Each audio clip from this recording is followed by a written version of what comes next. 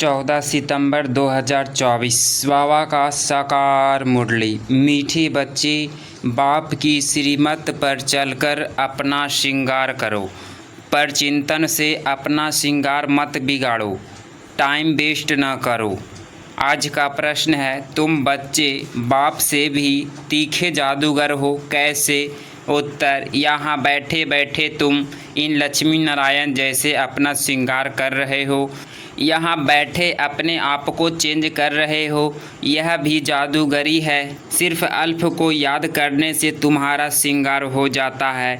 कोई हाथ पाँव चलाने की भी बात नहीं, सिर्फ विचार की बात है। योग से तुम साफ, स्वच्छ और शोभनीय बन जाते हो। तुम्हारी आत्मा और शरीर कंचन बन जाता है। यह भी कमाल है ना। ओम शांति। रूहानी जादूगर बैठ रूहानी बच्चों को जो बाप से भी तीखे जादूगर है उन्हों को समझाते हैं। तुम यहाँ क्या कर रहे हो?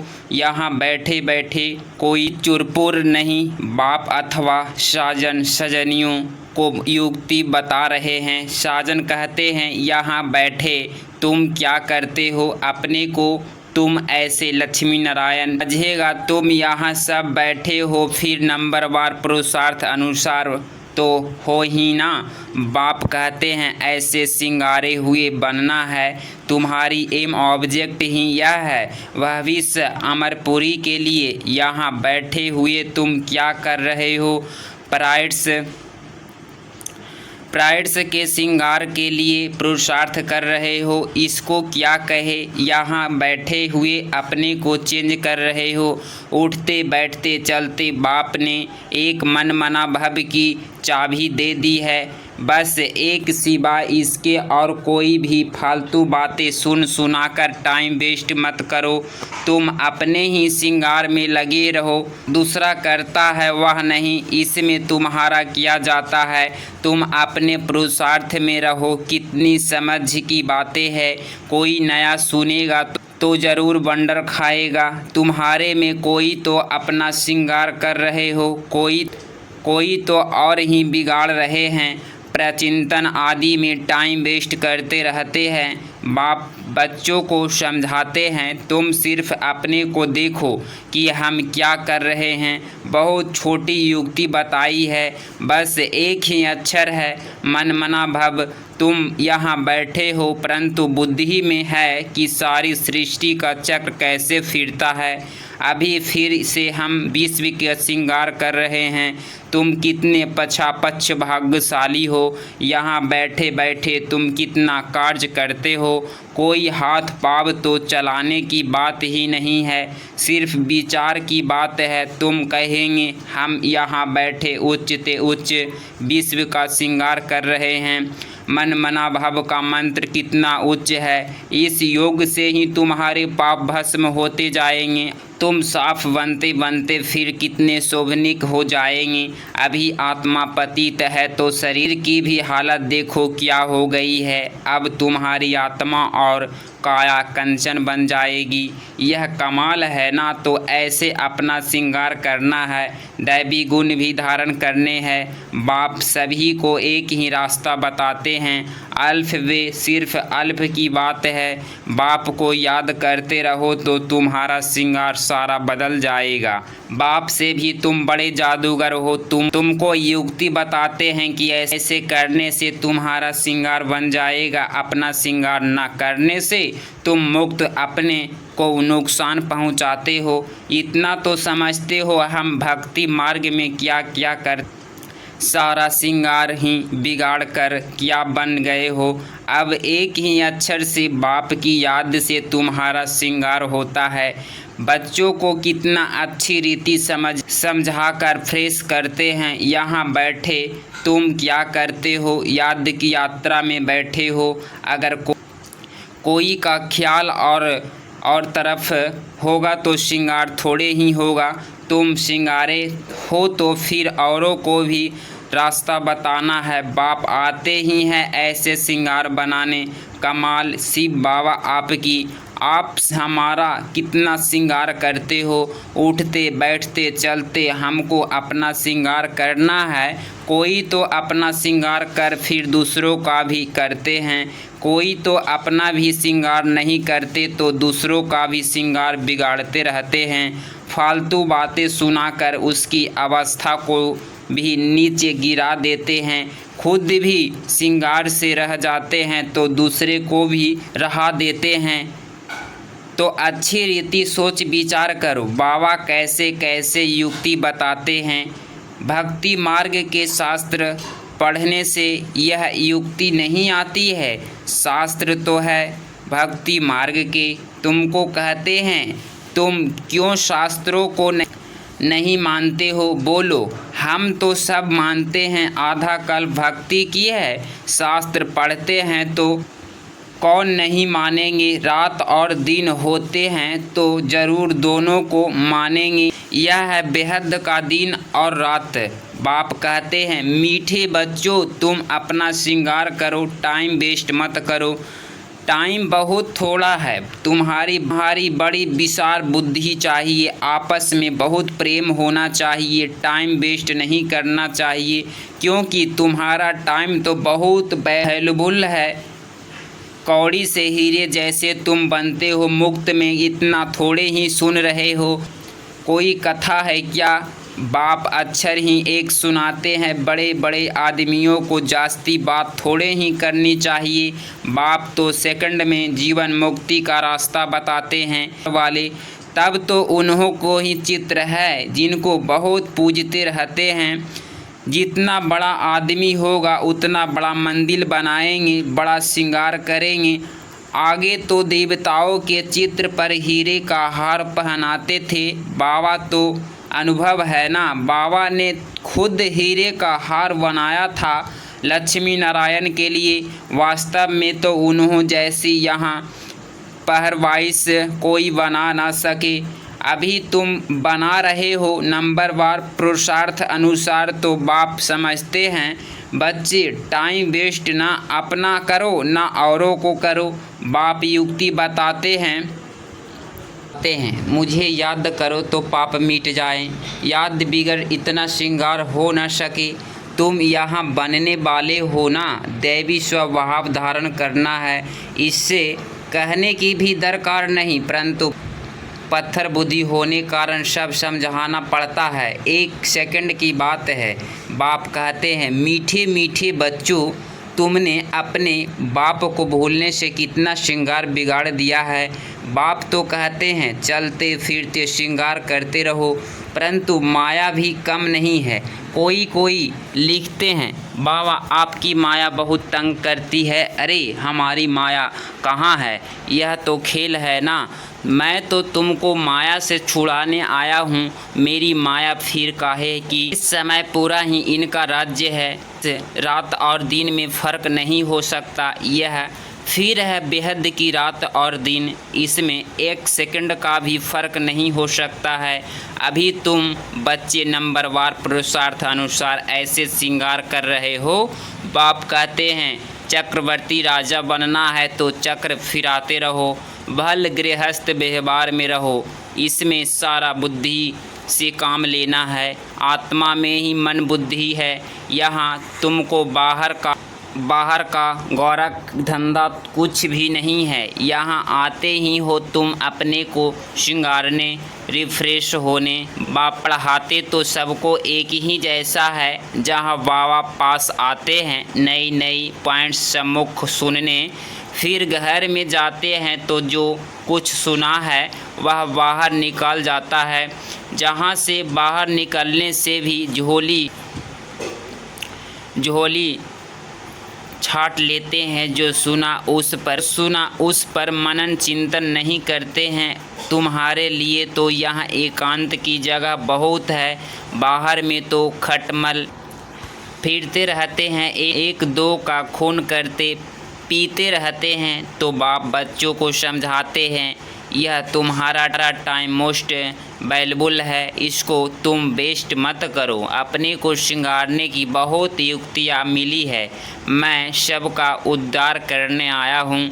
मैं आया हूँ तुमको विश्व की बादशाही देने, तो अब मुझे याद करो, टाइम वेस्ट मत करो, काम काज करते भी बाप को याद करते रहो। इतनी ढेर सब आत्माएं आशिक है एक परम पिता परमात्मा मासूक की, वह सब जिस्मानी कथाएं आदि तो तुम बहुत सुनते हो। अब बाप कहते हैं वह सब भूल जाओ। भक्ति मार्ग में तुमने मुझे याद किया और वायदा भी किया है हम आपके ही बनेंगे। ढेर के ढेर आशिकों का एक माशूक भक्ति मार्ग में कहते हैं ब्रह्मा में लीन होंगे। यह सब एक्टर्स हैं, इसमें ज़रा भी फर्क नहीं हो सकता है। बाप कहते हैं सिर्फ एक अल्फ को याद करो तो तुम्हारा यह श्रृंगार हो जाएगा। अभी तुम यह बन रहे हो। स्मृति में आता है अनेक बार हमने यह श्रृंगार किया है। कल्प कल्प बाबा आप आएंगे, हम आपसे ही सुनेंगे। इतनी गोया पॉइंट्स है। बाबा ने युक्ति बहुत अच्छी बताई है। बारी जाऊं ऐसे बाप पर आशिक मासूक भी सब एक जैसे नहीं होते। यह तो सभी आत्माओं का एक ही मासूक है, जिसमें कोई बात नहीं। परंतु तुम्हें संगम युग पर ही बाप से यह युक्ति मिलती है। कहाँ भी तुम जाओ, खाओ पियो, घूमो फिरो, नौकरी करो, अपना श्रृंगार करते रहो, आत्माएं सब एक मासूक की आशिक है।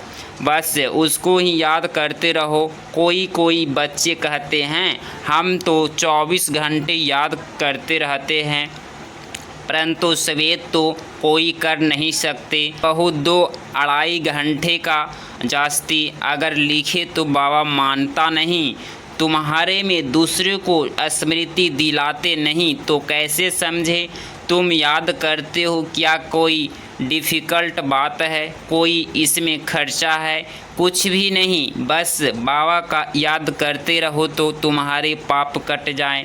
दैवी गुण भी धारण करने हैं। पतित कोई शांति धाम व सुख धाम में जा ना सके। बाप बच्चों को कहते हैं अपने को आत्मा भाई भाई समझो। 84 जन्मों का पाठ अभी पूरा होता है। यह पुराना चोला छोड़ने का है। ड्रामा देखो कैसा बना हुआ है। तुम जानते हो नंबरवार पुरुषार्थ अनुसार दुनिया में तो कोई कुछ भी नहीं समझते। हर एक अपने से पूछे कि हम बाप की मत पर चलते हैं, चलेंगे तो श्रृंगार भी अच्छा होगा। एक दो को उल्टी बातें सुनाकर अथवा सुनकर अपना श्रृंगार भी बिगाड़ देते हैं तो दूसरों का भी श्रृंगार बिगाड़ देते हैं। वो तो इसी धुन में लगा रहना है कि हम ऐसे श्रृंगारधारी कैसे बने। बाकी तो जो कुछ है वह ठीक है। सिर्फ पेट के लिए रोटी आराम से मिले, वास्तव में पेट जास्ती नहीं खाता। भल तुम सन्यासी हो परंतु राजयोगी हो, न बहुत ऊंचा न बहुत नीचा हो। भल परंतु ज़्यादा हिल ना जाओ, आदत ना पड़ जाए। यही एक दो को याद दिलाओ। शिव बाबा याद है, वर्षा याद है, विश्व की बादशाही का श्रृंगार याद है। विचार करो यहाँ बैठे बैठे तुम्हारी क्या कमाई है। इस कमाई से अपार सुख मिलता है। सिर्फ याद की यात्रा से और कोई तकलीफ नहीं। भक्ति मार्ग में मनुष्य कितने धक्के खाते हैं। अभी बाप आए हैं श्रृंगारने तो अपना अच्छी रीति ख्याल भूलो मत। माया भुला देती है, फिर टाइम बहुत वेस्ट करते हैं। तुम्हारा तो यह बहुत वैल्यूबल टाइम है। पढ़ाई की मेहनत से मनुष्य क्या से क्या बन जाते हैं। बाबा तुमको और कोई तकलीफ़ नहीं देते हैं, सिर्फ कहते हैं मुझे याद करो। कोई भी किताब आदि उठाने की दरकार नहीं। बाबा कोई किताब उठाता है क्या? बाप कहते हैं मैं आकर इस प्रजापिता ब्रह्मा द्वारा एडॉप्ट करता हूँ। प्रजापिता है ना, तो इतनी कुख वंशावली प्रजा कैसे होगी? बच्चे एडॉप्ट होते हैं। वर्षा बाप से मिलना है। बाप ब्रह्मा द्वारा एडॉप्ट करते हैं, इसीलिए उन्हें माता पिता कहा जाता है। यह भी तुम जानते हो। बाप का आना बड़ा एक्यूरेट है। एक्यूरेट टाइम पर आते हैं, एक्यूरेट टाइम पर जाएंगे। दुनिया की बदली तो होनी है। अभी बाप तुम बच्चों को कितनी अक्ल देते हैं। बाप की मत पर चलना है। स्टूडेंट जो पढ़ते हैं वही बुद्धि में चलना है। तुम भी यह संस्कार ले जाते हो, जैसे बाप में संस्कार है वैसे तुम्हारी आत्मा में भी यह संस्कार भरते हैं। फिर जब यहाँ आएंगे तो वही पाठ रिपीट होगा, नंबरवार पुरुषार्थ अनुसार आएंगे। अपने दिल से पूछो कितना पुरुषार्थ किया है। अपने को श्रृंगारने का टाइम कहाँ वेस्ट तो नहीं किया है, बाप सावधान करते हैं। स्वार्थ बातों में यहाँ भी टाइम न गवाओ, बाप की श्रीमत याद रखो, मनुष्य मत पर न चलो। तुमको यह पता थोड़े ही था कि हम पुरानी दुनिया में हैं। बाप ने बताया है कि तुम क्या थे। इस पुरानी दुनिया में कितने अपार दुख है, यह भी ड्रामा अनुसार पाठ मिला हुआ है। ड्रामा अनुसार अनेकानेक विघ्न भी पड़ते हैं। बाप समझाते हैं, बच्चे यह ज्ञान और भक्ति का खेल है, वंडरफुल ड्रामा है। इतनी छोटी आत्मा में सारा पाठ अविनाशी भरा हुआ है जो बजाती ही रहती है। अच्छा, मीठे मीठे सिकिलधो बच्चों प्रति माता पिता बाप दादा का याद प्यार और गुड मॉर्निंग। रूहानी बाप की रूहानी बच्चों को नमस्ते नमस्ते। धारणा के लिए मुख्तार पॉइंट नंबर फर्स्ट, दूसरी सब बातों को छोड़ इसी धुन में रहना है कि हम लक्ष्मी नारायण जैसे श्रृंगारधारी कैसे बने। पॉइंट नंबर 2, अपने से पूछना है कि हम श्रीमत पर चलकर मनमना भव की चाबी से अपना श्रृंगार ठीक कर रहे हैं।